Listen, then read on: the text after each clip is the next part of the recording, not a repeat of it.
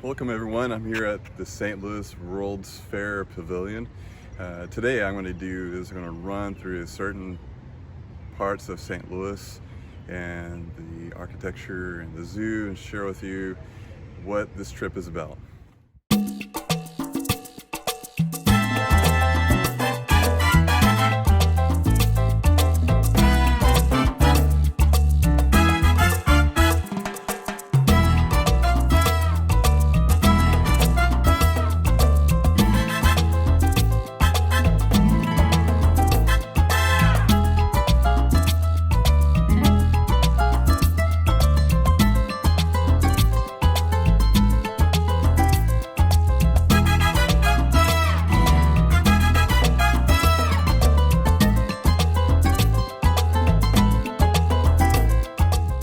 Long run Sunday, doing 20 miles today.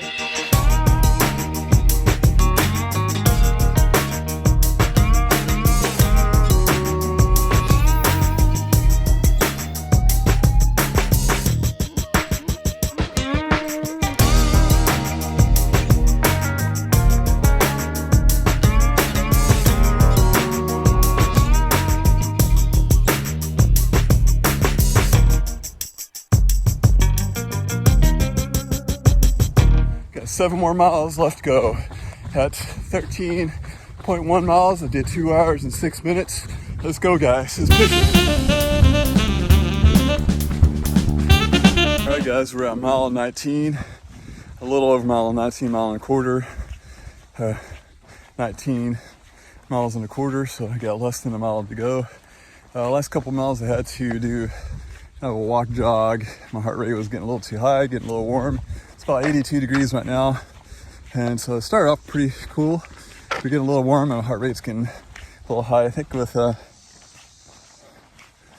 long runs, I think it's important to take your time really building up the mitochondria, so keeping that zone 2, so I'm able to keep my heart rate in zone 2, so again my body doesn't know pace, it just knows how much work I'm giving it, and that plays into factor with heat, hills, and speed.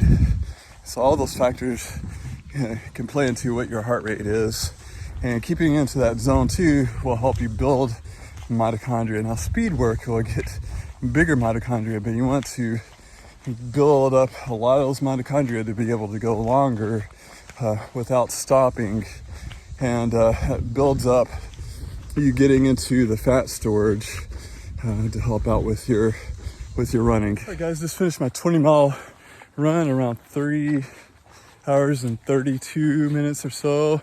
I'll post that up on the screen there, and it definitely was a good run. It was get a little warm at the end, so I definitely had to do some walk jog. And again, like I said, I think it's okay to do some walk jog. My time was a little bit down, which is okay. I think you should expect your times to go down on longer runs in the summertime compared to in the winter and fall time, and maybe even springtime.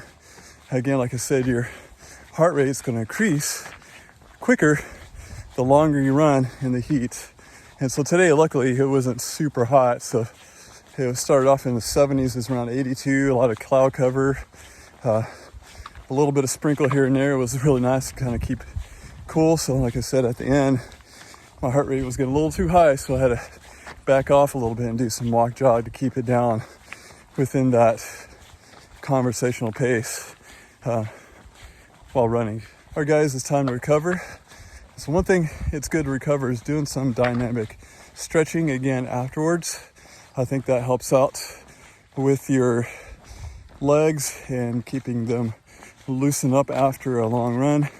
After a long run like this, your legs tend to freeze up a little bit. So I think it's definitely important to do some leg swings, forward and back leg swings, and side to side leg swings, maybe even some squats, just to kind of really get those muscles to kind of stretch gently to help out with your recovery after a long run.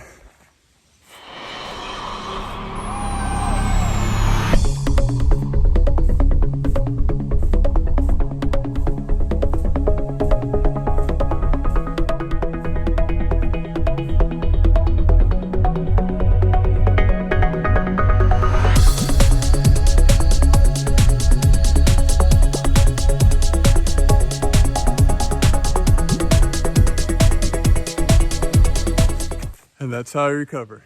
Welcome back. I did my recovery and did 60 miles for the week and finished the 20 miles and about I think my Strava said 3 hours and 24 minutes. I'll put a link up there to what the breakdown of the run was. Again, this ends week number 10. And so I'd like to talk to you about week number 11. Is that we're going to try to attempt to do 70 miles. So I got it broke down of what I'm going to do.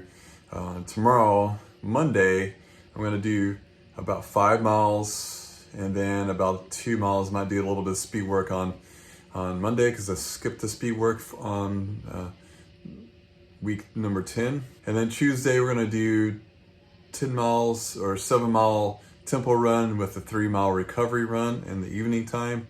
And kind of double up a little bit to try to get all the mileage. And then Wednesday, 10 miles, Thursday, 10 miles, Friday, we're gonna do 6 miles, taking it a little bit easy. And then Saturday will be 4 miles. And then Sunday, we're gonna attempt to do 22 miles, which is roughly around 70 miles for the week. So after that, weeks 12 and 13, we're gonna kind of drop our mileage down just a little bit before starting the Little Rock actual marathon training. Week 10 went really well. I had to juggle some of my mileage a little bit just because I took off on Monday and had to add some mileage. And didn't run as much on Tuesday as I wanted to originally, so that kind of added some mileage on other days, and so which is okay. We definitely survived and was able to get through it. So definitely my legs feel. I did 57 last week and 60 this week, and so definitely my legs. I feel like they're getting a little stronger. Like I'm getting used to doing longer runs during the week, and it doesn't seem to bother me. And like I said, I do kind of like breaking those mileage up, a little bit in the morning and a little bit in the afternoon, so that way it kind of helps me out with getting through the week with all those mileage with that. And so now I'll be still doing my strength training, ab work, all this stuff that I'll be doing normally. And hopefully on Saturday, I'll be able to get out and do some plyometrics.